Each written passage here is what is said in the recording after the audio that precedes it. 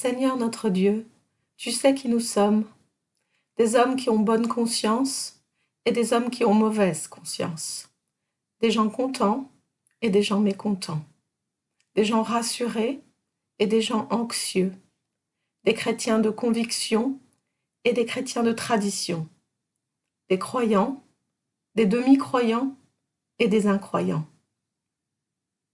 Et tu sais d'où nous venons, du cercle de nos parents, de nos amis et connaissances, ou bien d'une grande solitude, d'un bien-être paisible ou de toutes sortes de difficultés et de tourments, de rapports familiaux harmonieux, tendus ou brisés, du cœur de la communauté chrétienne ou de sa périphérie. Maintenant, nous voici tous devant toi, dans nos différences, tous égaux par le fait que nous sommes tous dans notre tort vis-à-vis de toi et les uns à l'égard des autres. Égaux parce que nous devrons tous mourir un jour. Égaux parce que nous serions tous perdus sans ta grâce. Mais égaux aussi parce que ta grâce nous est à tous promise et accordée. Nous sommes réunis pour te louer en te laissant nous parler. Qu'il en soit ainsi pendant ce temps, nous te le demandons au nom de ton Fils, notre Seigneur Jésus-Christ. Amen.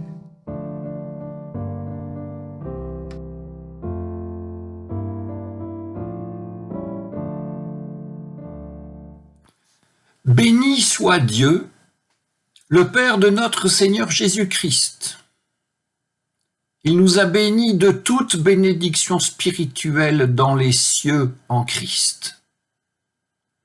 Il nous a choisis en lui, avant la fondation du monde, pour que nous soyons saints et irréprochables sous son regard, dans l'amour. Il nous a prédestinés à être pour lui des fils adoptifs par Jésus-Christ. Ainsi l'a voulu sa bienveillance, à la louange de sa gloire et de la grâce dont il nous a comblés en son bien-aimé. En lui, par son sang, nous sommes délivrés. En lui, nos fautes sont pardonnées, selon la richesse de sa grâce. Dieu nous l'a prodigué, nous ouvrant à toute sagesse et intelligence. Il nous a fait connaître le mystère de sa volonté, le dessein bienveillant qu'il a d'avance arrêté en lui-même pour mener les temps à leur accomplissement, réunir l'univers entier sous un seul chef, le Christ, ce qui est dans les cieux et ce qui est sur la terre. En lui aussi nous avons reçu notre part, suivant le projet de celui qui mène tout au gré de sa volonté. Nous avons été prédestinés pour être à la louange de sa gloire, ceux qui ont d'avance espéré dans le Christ. En lui encore, vous avez entendu la parole de vérité, l'évangile qui vous sauve.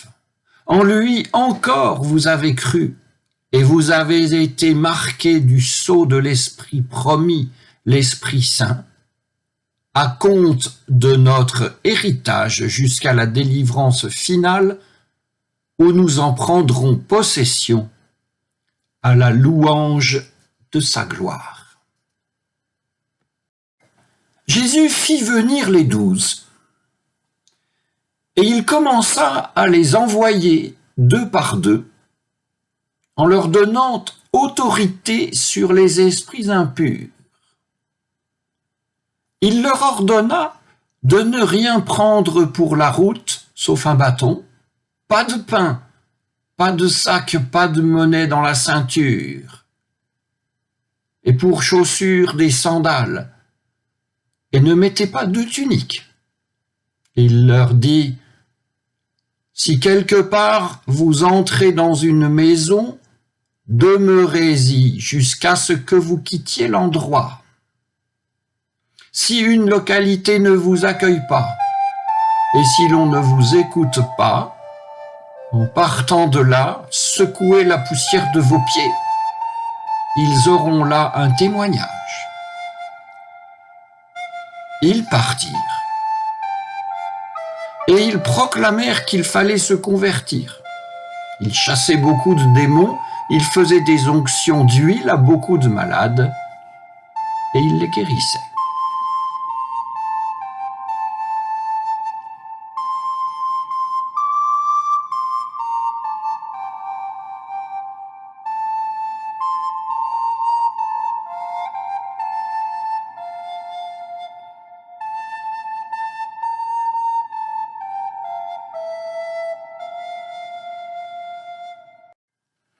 Panorama complet de l'univers, avec l'Église au milieu, panorama éternel de l'histoire de l'humanité, avec les membres de l'Église au milieu, prédestinés, distingués entre tous depuis les origines.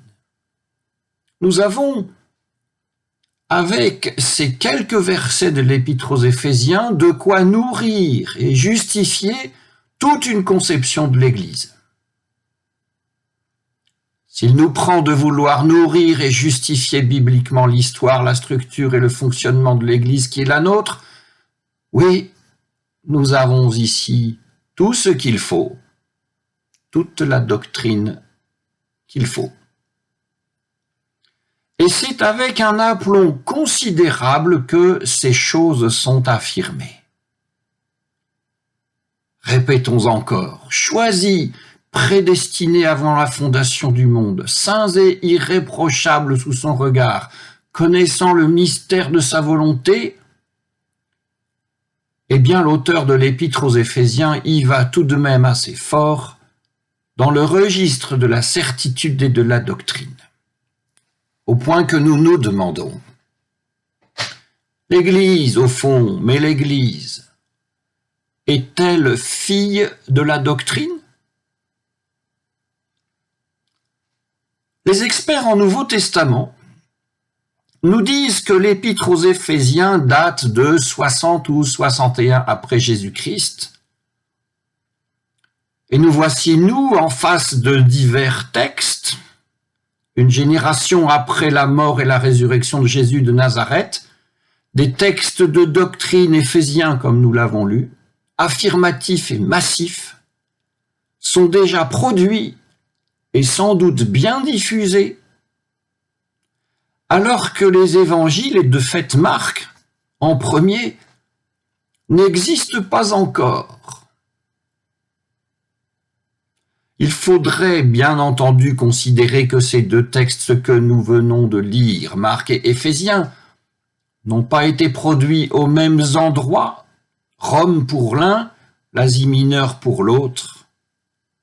Mais quoi qu'il en soit, dès leur époque, et nous le regardons ainsi, il y a entre eux un contraste considérable, contraste qui sera conservé par leur admission dans le Nouveau Testament, contraste que nous pouvons résumer en une question assez simple.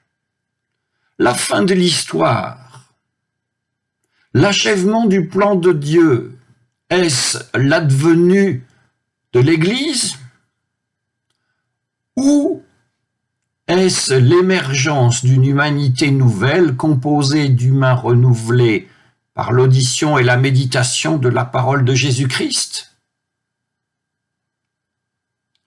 Nous avons déjà évoqué la réponse qui semble apportée par l'Épître aux Éphésiens. Mais qu'en est-il de l'évangile de Marc? Eh bien, lisons Marc. Jésus envoya les 12, 2 par 2, en mission, leur donnant autorité sur les esprits impurs.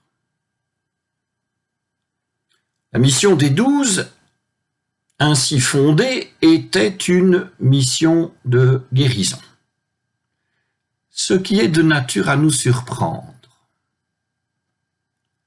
Dans les chapitres précédents de Marc, lorsque Jésus accomplit une guérison, il recommande clairement qu'on n'en parle pas. Et s'il en était ainsi, si l'on ne parlait jamais des guérisons accomplies par Jésus, le monde transformé par lui, c'est-à-dire le monde de l'accomplissement de la volonté de Dieu, serait un monde d'individus mystérieusement guéris, qui ne parleraient jamais à personne de la merveille, de l'aventure de leur guérison. Mais nous ne pouvons pas imaginer un tel monde. En l'imaginant, en l'évoquant même à demi-mot, nous faisons déjà entorse à ce qu'il doit être un monde de silence. Et puis les gens voient toujours ce qui est arrivé et ils en parlent. Et ils parlent aussi de celui par qui cela est arrivé. La renommée du guérisseur, puisqu'ici nous parlons d'un Messie guérisseur, se répand ainsi, et Jésus en a fait l'expérience, et il n'a pas pour autant totalement arrêté de guérir. Nous pensons que la messianité de Jésus ne serait pas grand-chose s'il n'était qu'un guérisseur. Mais pourtant, il a tout de même envoyé les 12 pour une mission qu'il voulait être une mission de guérison seulement. Il ne les envoie pas pour autre chose. Et cette mission, les 12 l'accomplissent avec un certain succès. Comme nous lisons, il chassait beaucoup de démons, il faisait des onctions d'huile à beaucoup de malades et il les guérissait. Mission accomplie donc. Mais reste cette interrogation. En faisant des 12 des guérisseurs, que veut faire Jésus? Et que veut-il faire d'eux?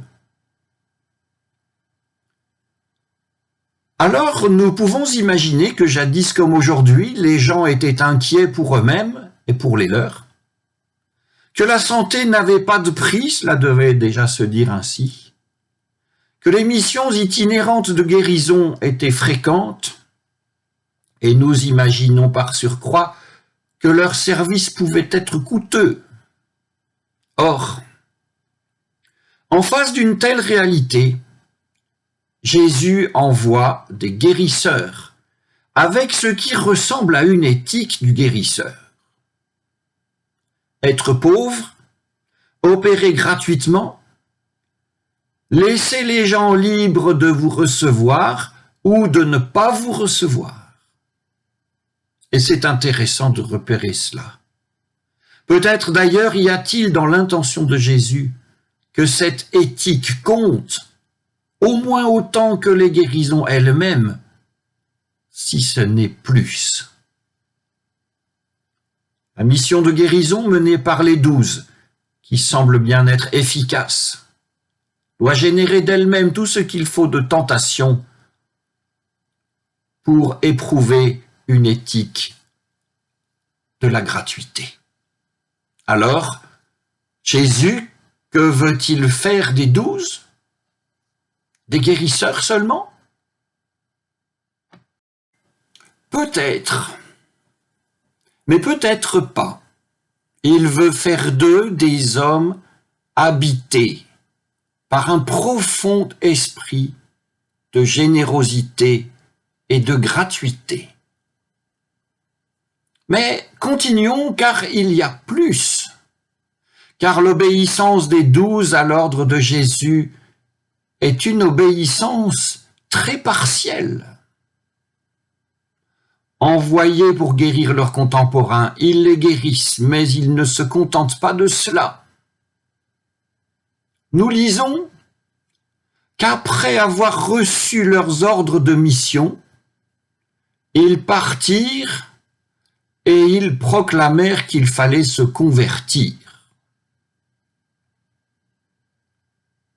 Cette prédication de conversion vient même dans le texte au verset 13, avant la prédication de guérison, verset 14. Et surtout, elle ne leur a pas été commandée par Jésus. Pourquoi les 12 agissent-ils ainsi? Pour essayer de répondre, souvenons-nous de l'histoire de la guérison d'un paralytique que ses porteurs avaient amené devant Jésus en démontant la toiture d'une maison. C'est le 2e chapitre de Marc. Voyant la foi des porteurs, Jésus dit au paralytique, « Mon fils, tes péchés sont pardonnés. » Et voyant la rogne des spectateurs, Jésus leur demanda, « Qu'y a-t-il de plus facile de dire au paralysé ?» Revenons tout de suite à la mission des 12 avec cette question. « Et qu'y a-t-il de plus facile à dire à vos contemporains? Convertissez-vous ou soyez guéris des maladies qui vous tourmentent. » Voyez-vous, les disciples vont au-delà de l'ordre de mission que Jésus leur a donné. Et si nous lisons bien, la prédication de conversion vient même avant la prédication de guérison. Qu'y a-t-il de plus facile? La guérison vérifiable ou la conversion invisible et invérifiable? La guérison qui va émerveiller et convaincre plein de monde d'adhérer à votre mouvement, ou la conversion souvent discrète qui laisse seul celui qui en est saisi et qui l'a choisi? Comme à l'appui de cette polarité aperçue tout à l'heure, on nous rapporte que ceux qui furent guéris par les prières et les onctions des 12 furent nombreux. Mais de ceux qui furent convertis par leur prédication, nous ne savons rien. Eh bien, puisque nous parlions de l'individuel et du collectif tout à l'heure, nous voyons que maintenant, à ce moment de l'évangile de Marc, il semble que ce soit le collectif qui l'emporte. De nombreuses personnes sont guéries. Et quelques versets plus loin, dans le même chapitre, de nombreuses personnes seront nourries. Est-ce un fait du catéchisme? Non. Cela n'est pas fait du catéchisme ou de la doctrine. Comme nous l'avons vu dans les Éphésiens, ce que nous lisons dans l'évangile de Marc à cet endroit n'est absolument pas un texte normatif, ni un texte reçu qui réclamerait l'adhésion de tous. Il s'agit ici d'une parole particulière adressée à chacun. Parole particulière dont nous voyons d'ailleurs que l'évangile de Marc ne conserve aucune trace. Ainsi, de ce qu'ont dit précisément les 12, nous ne savons rien. De ce que Jésus a précisément enseigné à la foule avant de la nourrir, nous ne savons rien. Gage de notre liberté. Car cela fait que librement nous pouvons interroger nos âmes sur ce que leur suggère la prédication de conversion des 12, la multiplication des pains, et librement aussi, par un effet comme d'écho, d'interroger l'Épître aux Éphésiens et sa haute théologie, de les interroger avec tel et tel texte, avec surtout la vie et le témoignage que nous entendons donner. Amen.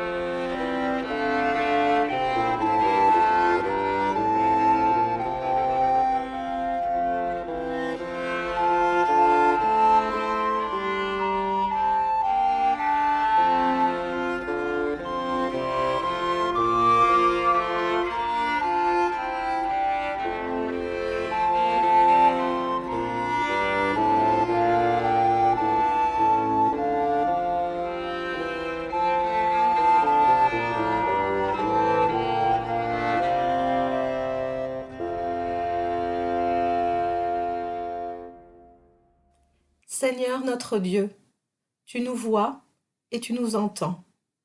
Tu connais chacun et chacune de nous mieux que nous ne nous connaissons nous-mêmes. Tu nous aimes, nous qui ne l'avons vraiment pas mérité.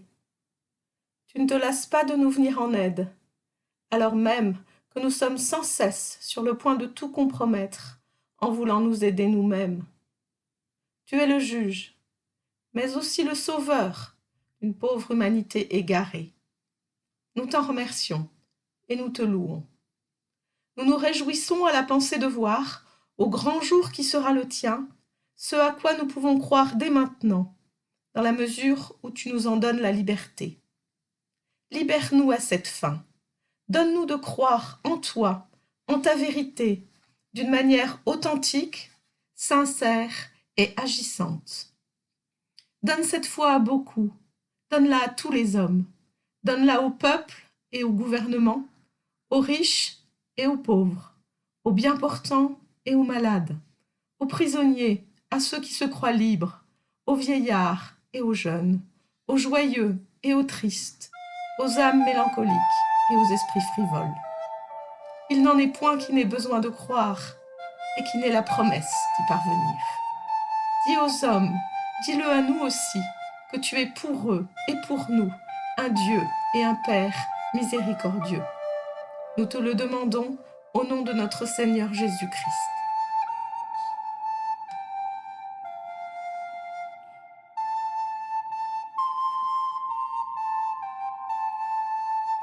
Notre Père, qui es aux cieux, que ton nom soit sanctifié, que ton règne vienne, que ta volonté soit faite sur la terre comme au ciel. Donne-nous aujourd'hui notre pain de ce jour. Pardonne-nous nos offenses, comme nous pardonnons aussi à ceux qui nous ont offensés. Ne nous laisse pas entrer en tentation, mais délivre-nous du mal. Car c'est à toi qu'appartiennent le règne, la puissance et la gloire pour les siècles des siècles.